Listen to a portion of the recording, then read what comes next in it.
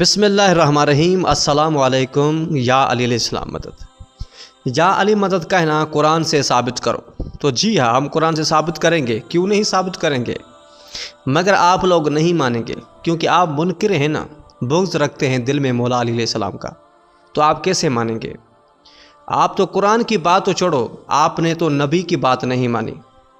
مولا علی جانشین نبی پیغمبر حضرت محمد مصطفیٰ صلی اللہ علیہ وسلم، تو حضور پاک نے کیا فرمایا کہ میرا جانشین میرا خلیفہ علی ہے، میرا بھائی علی ہے، مگر آپ نے وہ تسلیم نہیں کیا۔ جب نبی کی بات کو آپ نے تسلیم نہیں کیا تو قرآن کی بات کو آپ کیسے تسلیم کریں گے؟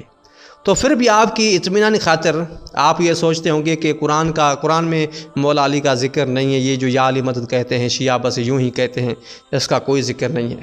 تو کان کھول کر سنیں، ہم قرآن سے آپ کو دلال دیتے ہیں۔ بسم اللہ الرحمن الرحیم۔ اب یہاں پر قرآن کی ایک آیت ہے، وَقُرْ رَبِّ أَدْخِلْنِي مُدْخَلَ صِدْقٍ وَأَخْرِجْنِي مُخْرَجَ صِدْقٍ وَاجْعَل لِّي مِن لَّدُنْكَ سُلْطَانًا نَصِيرًا۔ سورہ بنی اسرائیل آیت نمبر 80 پارہ نمبر 15۔ ترجمہ یوں ہے، اور یہ دعا مانگا کرو اے میرے پروردگار، یعنی حضور پاک اللہ سے یہ دعا مانگ رہا ہے، اے میرے پروردگار مجھے جہاں پہنچا اچھی طرح پہنچا، یعنی جہاں بھی پہنچا اچھی طرح پہنچا، اور مجھے جہاں سے نکال تو اچھی طرح سے نکال، اور مجھے اپنی بارگاہ سے ایک طاقتور مددگار عطا فرما، طاقتور مددگار عطا فرما۔ کان کھول کے سنو بغض رکھنے والے۔ اب یہ جو واقعہ ہے اہل سنت کے مسند یعنی احمد بن حنبل میں، اہل سنت کے امام احمد نے اس آیت کی تفسیر میں اس واقع ہجرت و فتح مکہ کو یوں بیان کیا ہے کہ جابر ابن عبداللہ انصاری روایت کرتے ہیں کہ جب ہم مکہ میں رسول خدا صلی اللہ علیہ وسلم کے ساتھ داخل ہوئے اور خانہ کعبہ میں آئے تو 360 بت جو خانہ کعبہ کے گرد عرب کے مختلف قبیلوں کے پوجنے والے واسطے نصب تھے، یعنی 360 بت وہاں پر پڑے تھے۔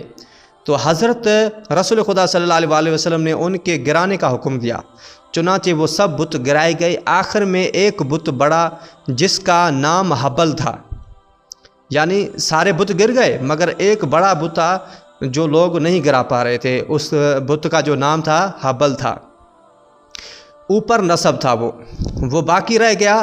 جب اس کو آپ صلی اللہ علیہ وسلم نے دیکھا تو حضرت علی علیہ السلام سے فرمایا، تم میرے شانے پر چڑھو یا میں تمہارے شانے پر چڑھوں اور اس کو گراؤں؟ مولا علی علیہ السلام نے عرض کیا، آپ صلی اللہ علیہ وسلم میرے شانے پر چڑھیں، یعنی مولا نے کہا کہ آپ میرے شانے پر چڑھ جائیں۔ غرض رسول خدا صلی اللہ علیہ وسلم علی علیہ السلام کے مولا علی علیہ السلام کے شانے پر سوار ہو گئے۔ تو امام علی علیہ السلام فرماتے ہیں کہ مجھے اس وقت نبوت کا بار بہت گراں گزرا، یعنی مولا کہتے ہیں کہ نبوت کا یہ وزن میں برداشت نہیں کر سکا، اور مجھ سے یہ بھی نہیں ممکن تھا کہ آپ کو حرکت دے سکوں، یعنی نبوت کا اتنا وزن تھا، مولا فرماتے ہیں کہ میں حرکت بھی نہیں دے پا رہا تھا۔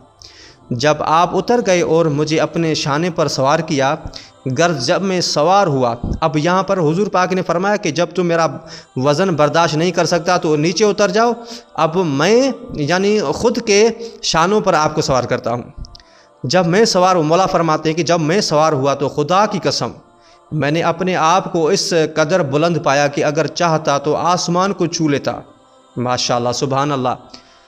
اگر غیر خدا سے، اب دیکھو دوستو عزیزان من، اگر غیر خدا سے مانگنا شرک ہوتا تو کائنات کا ہادی یعنی حضرت محمد مصطفیٰ صلی اللہ علیہ وسلم برحق اپنے لیے ایک طاقتور مددگار نہ مانگتا، یعنی اللہ کو یہ نہیں کہتا کہ مجھے مددگار دو، ڈائریکٹ اللہ سے مانگتا، مگر یہاں پر حضور پاک نے بتایا کہ وسیلے کے ذریعے سے مدد مانگنا یعنی بدعت نہیں ہے، یہ جائز ہے، بلکہ یوں فرماتا کہ صرف اپنی طاقت سے میری مدد فرما۔ واضح ہے کہ امیر کائنات رسول خدا صلی اللہ علیہ وسلم کی دعا کے نتیجے میں آقائے دو جہان کے مددگار ہوئے جنہیں اللہ تعالیٰ نے بنایا۔ اب جناب علی کی مدد اللہ ہی کی مدد ہے، سنو منکروں، اب یعنی مولا علی کی مدد ہے، اصل میں اللہ کی مدد ہے، کیونکہ مولا علی ناصر نبی بازن اللہ یعنی اللہ کا بازو، بے امر اللہ ہیں، یعنی اللہ کا امر ہے۔ اب قرآن کی دوسری آیت سنو، وَاسْتَعِنُوا بِالصَّبْرِ وَالصَّلَاةِ وَإِنَّهَا لَكَبِيرَةٌ إِلَّا عَلَى الْخَاشِعِينَ۔ آیت نمبر 45 البقرہ پارہ نمبر 1۔ ترجمہ سنو، اور مدد لو مصیبت کے وقت صبر اور نماز سے، اور البتہ نماز دو بھر ہے، مگر خاکساروں پر نہیں یا خشوع رکھنے والوں پر نہیں۔ ترتیب اس کی یوں ہے کہ یہ آیت مدنی ہے، سورہ بقرہ کی تمام آیت مدنی ہے، اور ایاک نستعین مکی ہے۔ اب یہاں پر امام فرماتے ہیں، حضرت ہمارے چھٹے امام حضرت امام جعفر صادق علیہ السلام فرماتے ہیں کہ ہم اہل بیت اس آیت کی باطنی تعبیر سے واقف ہیں۔ آیت میں صبر سے مراد مصطفیٰ ہیں، اور صلاۃ سے مراد مرتضیٰ یعنی مولائے کائنات امیر المومنین علی بن ابی طالب ہیں۔ وہابیت کی ایک شاطرانہ چال یہ بھی ہے دوستو، اب وہابی جو لوگ ہیں نا، یہ بہت بڑی شاطرانہ چال کھیلتے ہیں کہ مطلب کی آیت لے لی اور باقی سے آنکھیں بند کر لی، بلکہ بعض اوقات آدھا حصہ لیا اور باقی آدھا حصہ چھوڑ دیتے ہیں۔ اسی طرح ایاک نستعین کا رٹ لگاتے ہیں اور وستعینوا چھوڑ دیتے ہیں۔ اب قرآن کی دوسری آیت سنو، وَإِذْ أَخَذَ اللَّهُ مِيثَاقَ النَّبِيِّينَ لَمَا آتَيْتُم مِّن كِتَابٍ وَحِكْمَةٍ ثُمَّ جَاءَكُمْ رَسُولٌ مُّصَدِّقٌ لِّمَا مَعَكُمْ لَا تُؤْمِنُنَّ بِهِ وَلَتَنصُرُنَّهُ قَالَ أَأَقْرَرْتُمْ وَأَخَذْتُمْ عَلَى ذَلِكُمْ إِصْرِي قَالُوا أَقْرَرْنَا قَالَ فَاشْهَدُوا وَأَنَا مَعَكُمْ مِنَ الشَّاهِدِينَ۔ اب عزیزان من، یہاں کا اب یہ جو ہے آیت 81 ہے سورہ آل عمران پارہ نمبر 3۔ ترجمہ، اے رسول وہ وقت بھی یاد کرو جب خدا نے پیغمبروں سے اقرار لیا کہ ہم تم کو جو کچھ کتاب و حکمت وغیرہ دیں، اس کے بعد تمہارے پاس کوئی رسول آئے اور جو کتاب تمہارے پاس ہے اس کی تصدیق کرے، تو دیکھو تم ضرور اس پر ایمان لانا اور ضرور اس کی مدد کرنا۔ اب یہاں پر مدد کا لفظ ہے، ضرور اس کی مدد کرنا۔ اور خدا نے فرمایا کہ تم نے اقرار لیا، اور ان باتوں پر جو ہم نے تم سے اقرار لیا تم نے میرے عہد کا بوجھ اٹھایا۔ سب نے عرض کی ہم نے اقرار کیا۔ ارشاد ہوا اچھا تو تم آج کے قول و اقرار کے آپس میں ایک دوسرے کے گواہ رہنا، اور تمہارے ساتھ میں بھی ایک گواہ ہوں۔ اگر غیر خدا سے مانگنا شرک و کفر ہوتا تو خداوند متعال تمام انبیاء سے اپنے حبیب کی ضرور مدد کرنے کا وعدہ نہ لیتا۔ غور و فکر کرو، من کرو۔ اب یہاں پر آپ کا پیٹ نہیں بھرے گا، پھر بھی اب دوسری قرآن کی آیت سنو۔ بسم اللہ الرحمن الرحیم، قال ما مکنی فیہ ربی خیر فَعِینُونِی بِقُوَّةٍ اجعل بینکم وبینہم ردما۔ آیت نمبر 95 الکہف پارہ نمبر 16۔ ترجمہ سنو، حضرت ذوالقرنین نے کہا کہ میرے پروردگار نے خرچ کی جو قدرت مجھے دے رکھی ہے وہ تمہارے چندہ سے کہیں بہتر ہے، مال کی ضرورت نہیں، پس تم مجھے افرادی قوت سے مدد دو تو میں، اب یہاں پر دیکھو افرادی قوت سے مدد دو یعنی مدد کا لفظ آیا ہے، تو میں تمہارے اور ان کے درمیان ایک روک بنا دوں۔ اللہ تعالیٰ کا معصوم نمائندہ اس کے عباد کی مدد کر رہا ہے، دیکھو انہیں یاجوج ماجوج سے نجات دلا رہا ہے، اور ضمنی طور پر مدد کی ضرورت ہوئی تو اس قبیلے کے افراد سے طلب کی۔ اب نہ جانے وہابی انہیں گالی سمجھیں گے یا مشرک سمجھیں گے، معاذ اللہ۔ اب یہاں پر وہابی جو ہے وہ اپنا ہی مطلب نکالیں گے۔